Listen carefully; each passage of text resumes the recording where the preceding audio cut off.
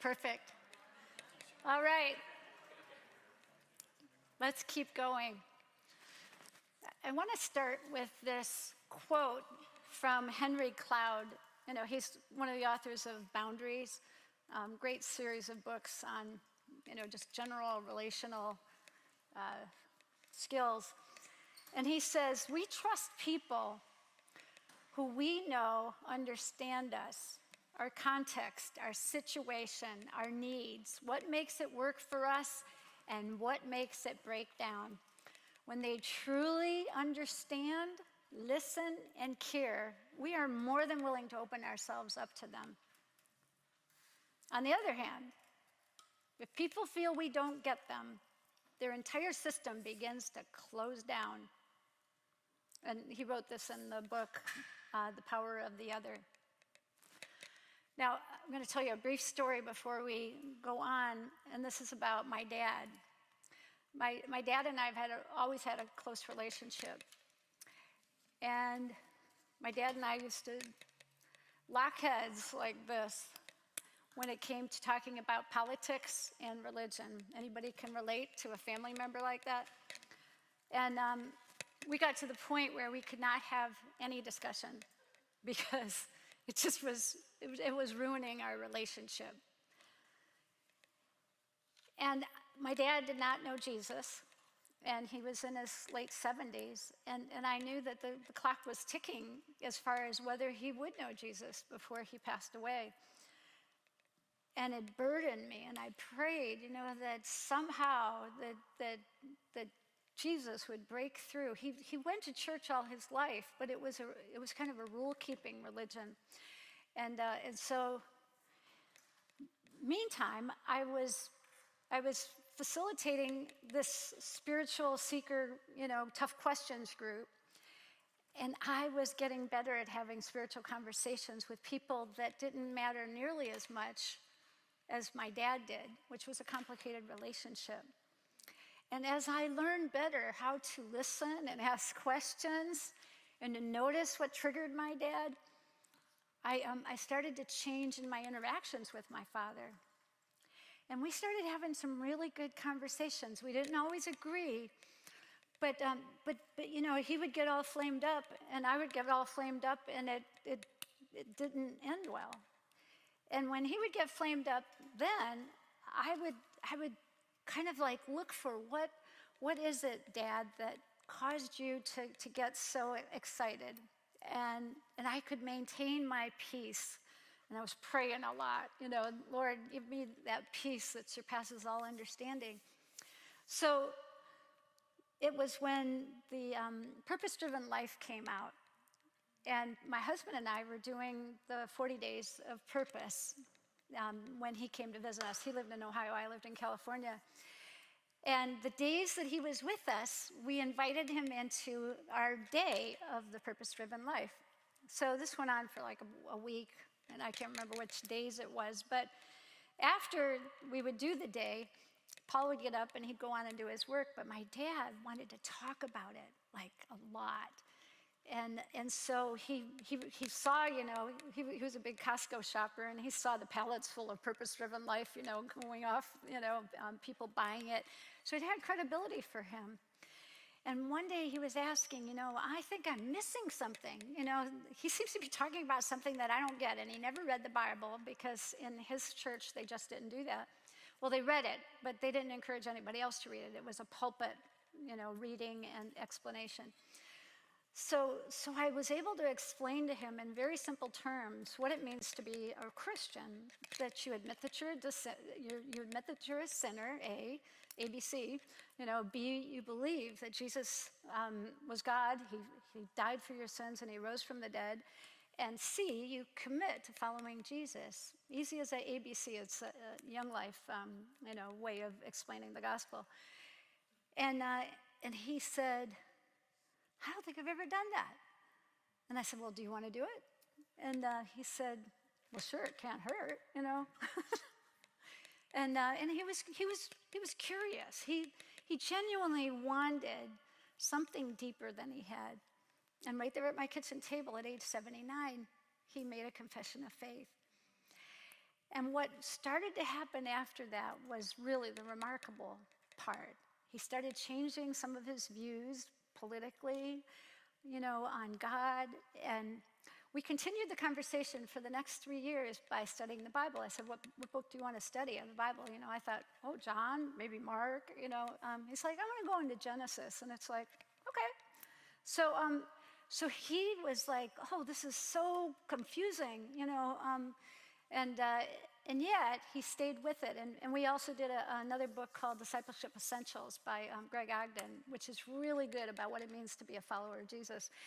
And I saw my dad just grow, and it was the best 3 years of conversations with my dad. And one day they diagnosed him with a glioblastoma brain tumor, and my dad passed away within 6 months after that diagnosis. And to this day, I just am so thankful that if for no other reason of getting all this practice with all these other people, besides all those people coming to Christ, my dad, who was the most precious person to me besides my husband and my kids, he met Jesus, and I saw the physical transformation or the spiritual transformation that he had. So you may have a story like that waiting to be told, or you've already gotten that story. And so I would just encourage you that practicing on others, is good for their salvation, but it's also good for some of your closest relationships. So anyway, the second half of the workshop, we are going to be talking about 3 skills. And I'm calling it the taste of the 9 arts, because that's really what you're going to get is a taste. Okay, you're going to just dip down and get a feel for what these skills are like and how you can improve in these areas. So we have all of them listed here, the 9 of them. But Todd felt that noticing, listening, and asking questions would be good skills to drill down into. And so a lot of this content, and Paul, you can pass those out, comes from a book called The Complete Guide of the 9 Arts. The book that some of you bought and that's at that table was actually the last thing that was written for the 9 Arts. Okay, we developed curriculum to help Christians get better. The book that you're buying here will help you understand what those are, and there's questions at the end of each chapter. But this book has 37 lessons, 4 for each of the 9 arts, on how you can start to bring those into your life. And so we're going to use the content of one of each of these 9 arts to actually learn how to practice. So on that, we're going to start with another story, and that is that when you get really serious about wanting to get better at these skills, you might, as a church, want to do all 37 of these, spread them out, not in the same weekend. But there's a Life Choice Pregnancy Center, a pro-life pregnancy center in the town that we lived in, that decided that they wanted all of their volunteers and their staff to be really good at these 9 skills, because they're interacting with people in crisis. And so every week for 37 weeks, they would take one of these lessons like you have before you, and they would talk about the lesson, they would do the exercises, and they found that it increased the likelihood that spiritual conversations would happen. Because what they had before through the CareNet organization is basically more of a telling presentational approach, and it wasn't working. They weren't seeing these women in crisis have an encounter with Jesus, and they have seen that since they've been using this curriculum, that there's a higher likelihood that will happen. So the purpose of this next half of the workshop is to, number 1, familiarize you with the 3 of these arts, which is so useful in building bridges of trust. Give you some practice, and then provide an opportunity to see for yourself how these practices could benefit people around you. And we're going to start with noticing.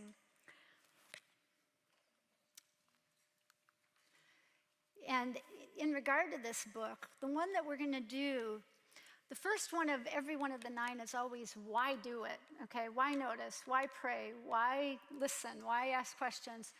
The second one, usually, it varies on them, but sometimes it's, why don't we?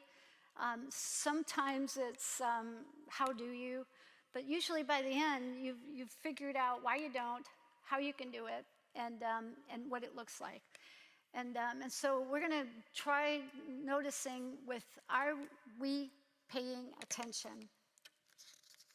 Now, several years ago, my granddaughter, who was about 5 years old at the time, my daughter and husband and Paul and I went to a restaurant, and we were just eating, and our granddaughter was kind of like watching all the people in the restaurant. It was a small restaurant, so there was only a few people in there. And she taps her mom, and she says, that little girl over there lost her family. And we're like, what? And there was a little girl standing by the door, probably around the same age as Susanna at the time, and she was crying. And so my daughter got up and went over to the little girl, and she says, are you all right? And she said, my family left here without me. And we're like, wow. So we bring her over to the table, and we, tried to comfort her. And we asked her, do you have any way to get a hold of your mom? Do you know your mom's cell phone number?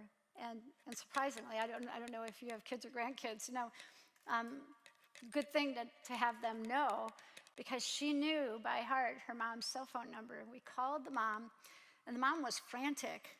And she said, oh, thank goodness you have my daughter. She says, we were here with, the girl's aunt and uncle, and we thought that they had her, and they thought we had her. So we all left, and nobody had her. And when we realized it, we're now, 10 minutes away, and we'll be there as soon as possible. But the lesson here was that a child of 5 years old, right, knew how to notice, okay, had the time to notice, and it was a God moment, okay. God provided for this little girl named Audrey to make sure that she landed in safe hands. And so if kids can do it, we can do it. We sometimes don't, because we're a little distracted, whereas kids are a little bit more simple in terms of their approach to the world. And so I've given you this handout because I feel like this paying attention attribute is so critical. And so here's what I want you to do. I want you to close your eyes. And for those people online, I want you to close your eyes too. And for the people online, this is going to be harder, but there's 2 squares next to you, hopefully. And for those here in the room, without peeking, I want you to think about the following questions. What is the person on your right wearing? What color hair do they have? What was their posture like as they waited for the workshop to begin? And now, were they relaxed? Were they stiff? Were their legs crossed? Were they leaning forward? Were they stretched out? How about the person on your left? Ask the same questions. What are they wearing? What color hair do they have? What was their posture like? Now open your eyes. How'd you do?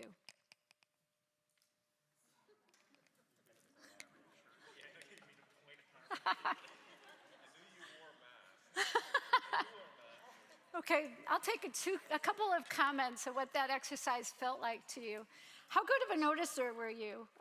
Did this represent your normal noticing skills? Why or why not?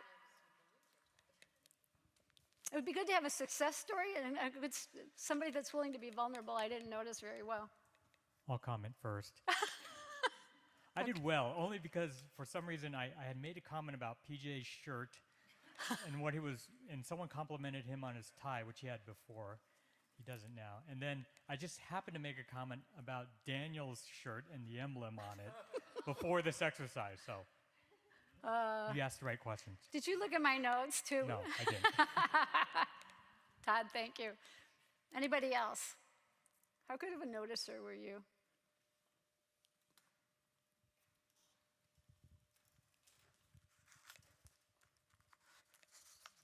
So when I closed my eyes, I was confident that Laura was wearing a fleece, but when I opened my eyes, there's no fleece. So so she either changed or I didn't notice well. Thank you. Let's give him a round of applause for being so honest. When you intentionally pay attention to people around you, you will begin to see them differently.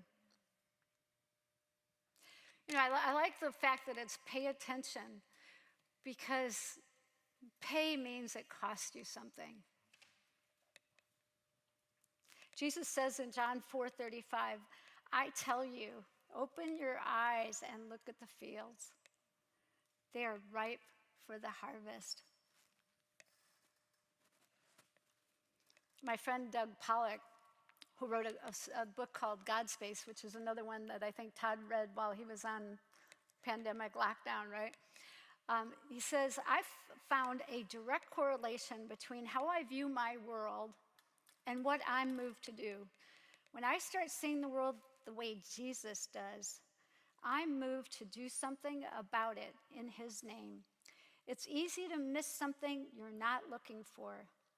Haven't you found that to be true? I think this is the big idea in the story of the Good Samaritan.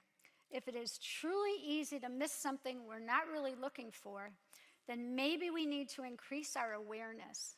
When we start to notice others, something happens inside us. I was telling a story at the break, and I'll tell it again now because it was a significant story for me. Our youngest son was going to UC Davis, and he calls me one day, and he says, hey, Mom, did you pay my tuition for this quarter? And I said, oh, sure. And I'd been traveling a lot, really busy, running around with leading a ministry. And I said, I'll check just to make sure. So I look, and I find no record that I paid his tuition. He said, they said that you have to wire some money in order for me to get in class. And so I'm like, oh, I'm such a bad mother. Like I'm putting my work instead of, being committed to my son. So I drive to the bank, and I'm sitting in this cubicle with a banker, and I'm having the biggest pity party, like really accusing myself of being, a delinquent mom. And the Lord interrupts my thoughts, and he says, pay attention to her name on her desk. And I'm like, okay. So I'm looking at her name, and he says, ask her about her name. And, just to know, I don't get these things very often. So, don't think that, I've got this, totally, 100%, communication with God. It's always spotty for all of us. So she finishes the transaction, and I said, I noticed your name. It was Rebecca, and it was spelled the way it is in the Bible. I said, were you named after the biblical character Rebecca? And her eyes welled up, and she started to cry, and she said, I was. She says, but my mom named me that. She says, but I'm estranged from my mom. She says, I made some bad choices and mistakes, and here I am in this town. I haven't talked to my mom in a long time, and I walked away from my childhood faith. And I said, hey, would you like to have coffee? Because, it's kind of awkward, we're in this cubicle, probably. But she was so transparent and open. And I drove home and I thought, oh my gosh, this wasn't a mistake. This wasn't about me and being a good or bad mother. This was about God and what he was doing in her life. And subsequently, I met with her for coffee, and she told me all about some of the things that have happened in her life. And it gave me a chance to share with her a loving God that forgives. And so noticing is the first thing that you can do to kind of step into the place where God's working. And so I would just encourage you to take this one very seriously. We're going to now do a little bit of an exercise on Zacchaeus. All right. A man was there by the name of Zacchaeus. This is in Luke 19, 2 through 6. He was a chief tax collector and was wealthy. He wanted to see who Jesus was, but because he was short, he could not see over the crowd. So he ran ahead and climbed a sycamore fig tree to see him, since Jesus was coming that way. When Jesus reached the spot, he looked up and said to him, "Zacchaeus, come down immediately. I must stay at your house today." So he came down at once and welcomed him gladly. You probably know the rest of the story. And Zacchaeus, invites lots of people in, and he agrees to give away a lot of his wealth. But I want you to take a few minutes in groups of 2 and 3, maybe the similar groups that you had for your assessment exercise. And I want you to ask and answer the question, why do you think Jesus noticed Zacchaeus? What might Jesus have noticed about him? What interferes with your ability to notice people? Take about maybe 7 minutes to briefly go over that exercise.